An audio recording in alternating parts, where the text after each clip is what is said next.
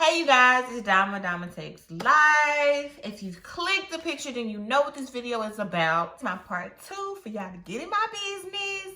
Tell you about my experience with having my twins, my Mono Twins. I have to remember to say that because, I mean, that's why you're here.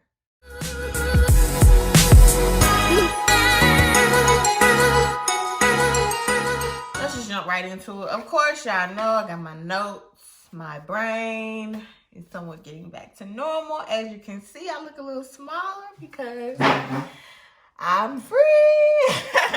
But no, I look a bit smaller because I have had the twins already. If you don't know, for my YouTube subscribers that actually tap in, or is that what they say? Tap in to get the information or whatever, or you're here to get the information, you know, whatever. But yeah, as y'all know, I got my notes. And just want to start off by saying thank you so much for tuning into this video. If you like my content that I'm putting out, please subscribe and hit that bell so you can get notifications when I do upload. Okay. So yeah. So as you know, the first video I did explain my experience with going into the hospital. If you hear a little growling in the back, that's my dog. Snow makes an appearance when she feels like it, but yeah. So you hear that, that's her. Okay, so in my last video, I can tag that up here. This is my presentation area to get the info. Okay, but yeah. So if you saw my last video of my part 1 of giving my information of my inpatient process, this one is going to be a little more in detail, a little more footage, a little more you in my business. Let's do that. But I definitely wanted to fill everybody in on the experience, especially if you're going through it right now. I'm trying to have this as an opportunity and a way for Mono Twins moms going through the experience to get the information with the information that I received. If there are any questions about anything else from any Mono Twins moms, or just any twin moms, you know, if you're curious, or if you're not a twin mom, if you're curious, please put them in the comments. Don't mind answering questions. Yeah, but let's jump into it. Okay. So the last video I wrapped up with me actually being in the hospital. And let's rewind to just breaking off from there. I actually only spent 16 days in the hospital. I said only. I was originally supposed to spend 35. That somewhat includes the extra days to stay after the scheduled C-section. But I only spent 16. My experience with staying in the hospital was actually very interesting, you know, eye-opening for me. I'm a very social person. I like meeting my nurses, depending on, you know, their personality, but you know, I like meeting my nurses. I like, you know, chopping it up. I took a lot of stuff to keep myself entertained in the hospital.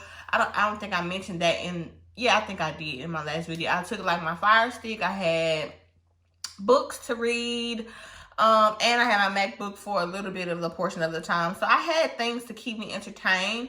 And also with my family, like checking in and stuff like that. So I had things to keep me entertained. And with my daily schedule every day with the monitoring, it was, I didn't really need much to keep me very entertained. But, you know, whatever.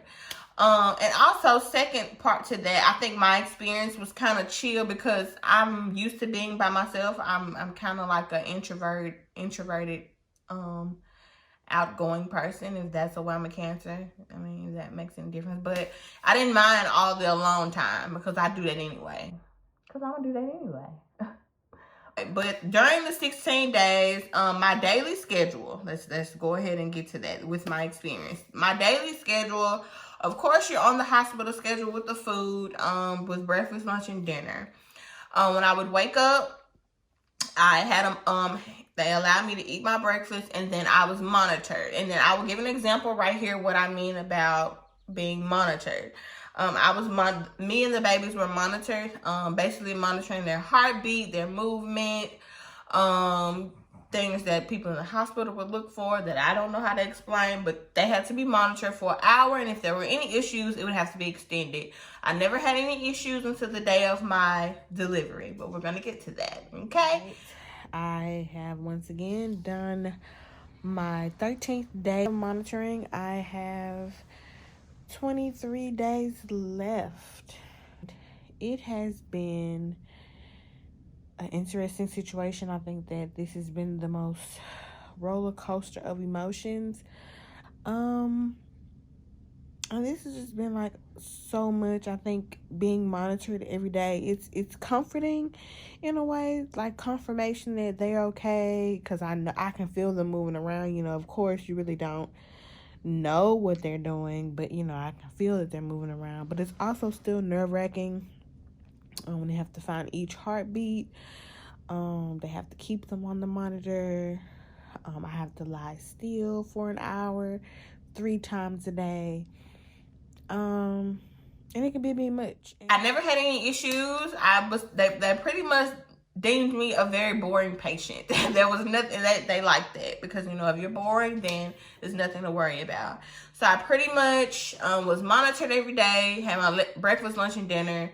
I was monitored after breakfast, after lunch, and after dinner. And basically just to keep a time schedule within about 14 hours of the day, just to monitor the twins. And then the time overnight that I would sleep, then, you know, that was that. And then it would be the same the next day. Sometimes it would be a little different depending on what the hospital had going on, but that's pretty much what you're looking forward to. It was actually very chill for me. I liked all my nurses. Mostly they were cool. It was a lot as far as the isolation. I talked about that a little bit before too, with the hospital. I could not leave off of my floor without a guest. I had a few guests that actually stayed overnight. I'll post some pictures of that as well. And then my boyfriend came and, you know, chilled with me when he could and stuff like that. But okay, so I had a few guests and stuff like that. That was cool. I was stocked up on plenty of food. That's another thing. So outside of the breakfast, lunch, and dinner, the nurses could only go down and get me food when they were able to, which was, I was kind of, you know, warming up to the environment. I didn't want to worry them with that per se, but some of them ended up just telling me, like, if you want food, I'll go down and get it for you. So it really grew into that over time. As you know, I wasn't there as long as I was supposed to be there. So I had a bunch of food on my own, but the nurses were allowed to go down and get me food from like delivery people and stuff like that. Or your guests. Your guest was allowed to take you down or go down and get your food as well. So that was cool. I don't really have any negatives about the experience besides the isolation and me not being able to take myself outside. And I would say them waking me up, like, closer to me, further I got into my stay, they came in more and more to your room. You know, at first it was kind of like, oh, well, she doesn't need anything, but then they started to, you know, whatever. So that was really the gist of my experience. I'm most likely going to do a video with the things that I brought. And the ways that I kept myself entertained, the things I suggested everybody should bring if they're going into the hospital. Let me know if that's something that you're interested in. I definitely could do that. But yeah, that was my experience for being an inpatient. Let's get to the more, you know, interesting side, and probably why you're here. So my birth experience.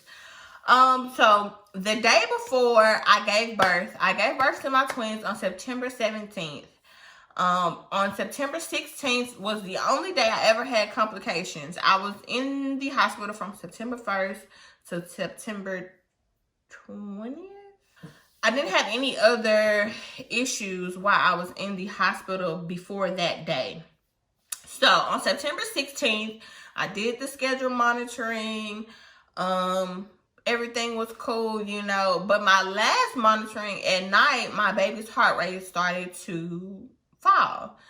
First it was one of the babies, and then it was another one. So they monitored that for like 3 hours. Normally my monitoring is like an hour, But they monitored me about 3 hours just to get to an hour where they will be consistently like, you know, okay, heart still beating the same, you know what they look for. So after that, I was a complete emotional wreck. Like, y'all, I mean, nerves shot. Because, I mean, when you're in this situation and nothing had ever been wrong, so when something goes wrong, it's like, what the fuck is happening? You know, like, what's happening? Y'all calm, I'm not. What's going on? So me, I wasn't calm at all, like none. So after that night, it was just like a ping pong for me to tell my doctors, my actual physician, my actual OBGYN, what was happening, because she came to visit me 2 times a week. They did their monitoring, you know, took the measurements and stuff like that. And, you know, they went more extensive in their monitoring because they actually did like the ultrasound and stuff. So when they came, this was September 17th. This was a Thursday. I was actually 7 months and 1 week. I was scheduled to go to 8 months, but of course. So on this particular day during the monitoring, my baby's heartbeats were fine. They actually, nothing went wrong until the monitoring when my doctors came. Before my doctor came, I was monitored for a little while. And then it was actually an ultrasound technician. I'm saying my doctor. Before she came, you know, everything was fine. Once she came, I actually explained to her what had been happening. She was just like, you know, because they were so hands-on. Like, I really had the best doctor, ultrasound technicians through this experience with the specialist doctors here in Mississippi. Well, here in my area. The best experience. And they were so hands-on and so attentive to any of my requests, needs, concerns. And I really appreciate that because they really were my angels in disguise, believe it or not. When they came, they, you know, did the ultrasound, and she did notice that one of my baby's heartbeat was really high. And she was like, something, you know, he's just a little bit, he's too excited or whatever. So she monitored for a while, and she just stayed until she called the doctor and she told her all the information and everything like that.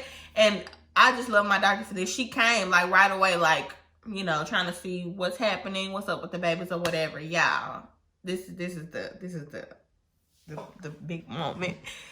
Get comfortable. So once my doctor came, my nurses were in there from the hospital and stuff, and everybody was like talking and everything. So she was like, well, I'm just going to monitor and see how the babies are doing. I mean, y'all, as soon as she put my babies on the ultrasound monitor, his heartbeat fell, y'all. And in the moment, I kind of was just like, you know, thank you, God.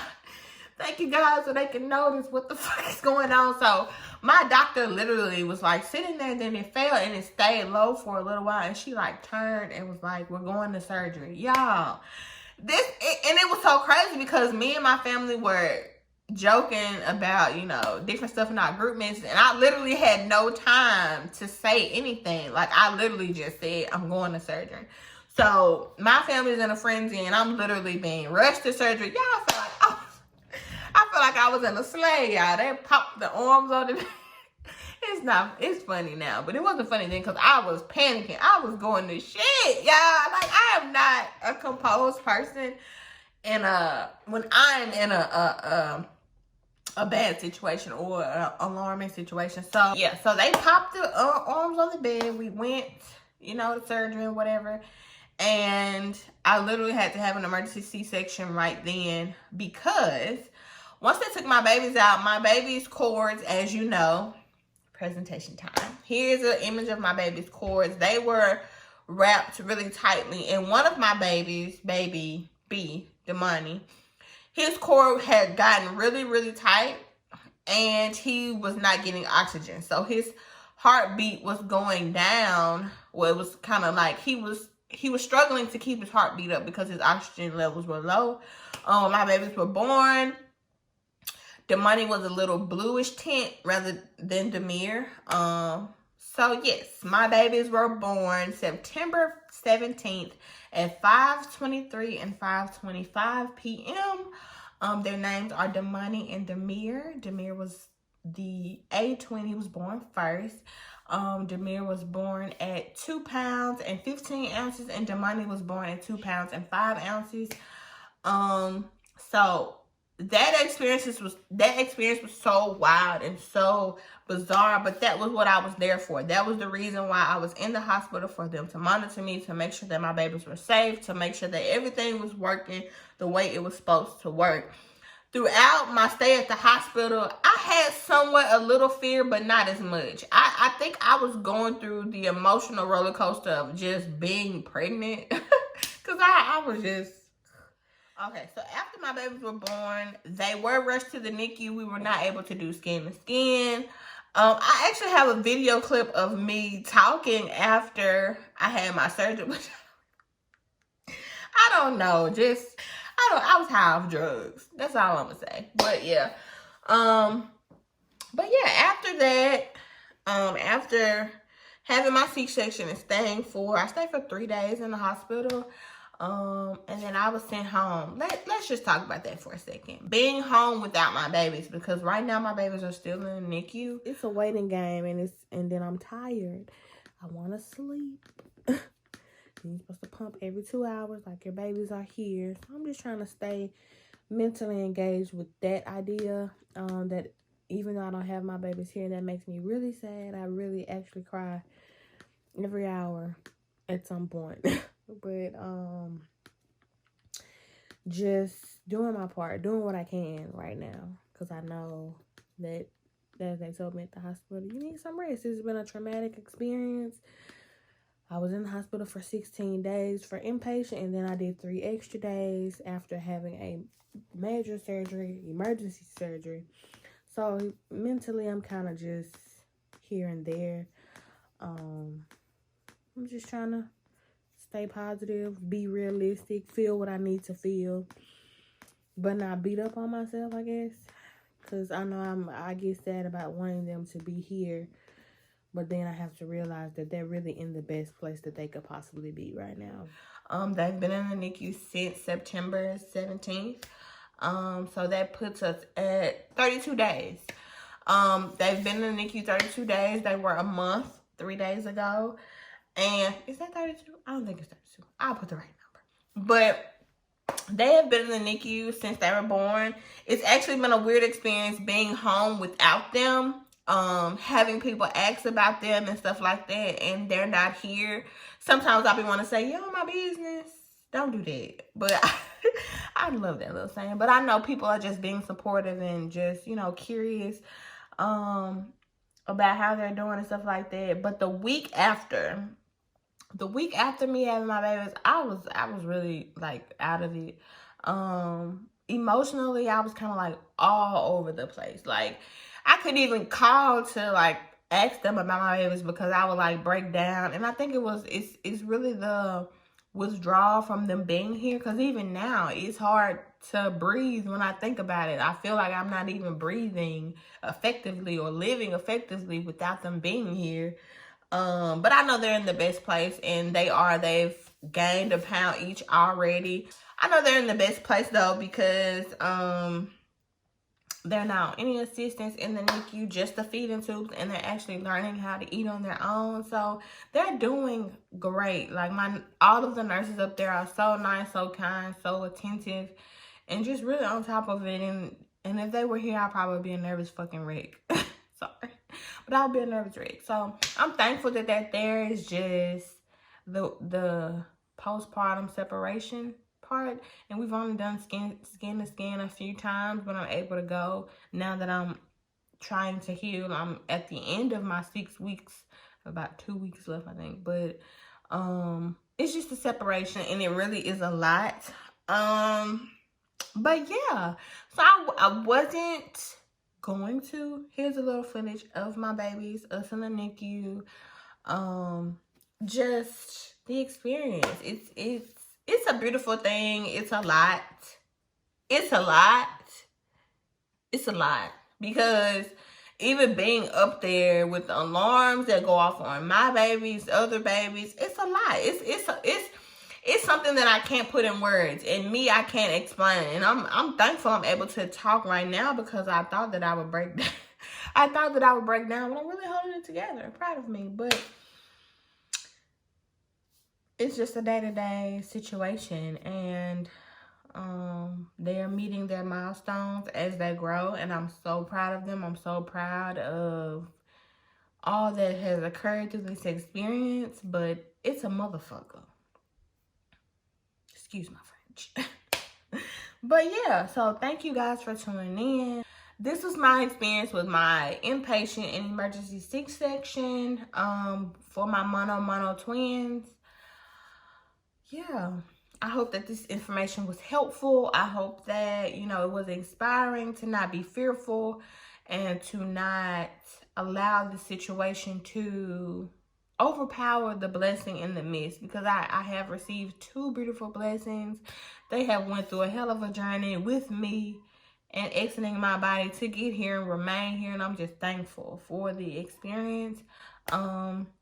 I send out positive energy, love, care, and support to anybody experiencing this type of pregnancy, or these type of twins, or any type of difficult pregnancy, because going through pregnancy and it being difficult, I can only imagine what it's like when you actually, it's not successful. And even in this situation, sometimes I thought that it wasn't going to be successful. I thought that my C-section was going to go left, because, you know, they had made it perfectly clear that I could wake up to 1 baby, no baby, or 2 babies. So it was, you know, it was in God's hands and in my favor. But sometimes it's not. And I'm thankful for my experience, and I hope that this information is helpful. Thank you so much for tuning in. Do not forget to subscribe, like, comment if you have any comments. Hit the subscribe bell. If you're still here, leave me a comment. You know what I'm saying? Drop 2 blue hearts. Show me your support. Okay? Hit the like. Come on.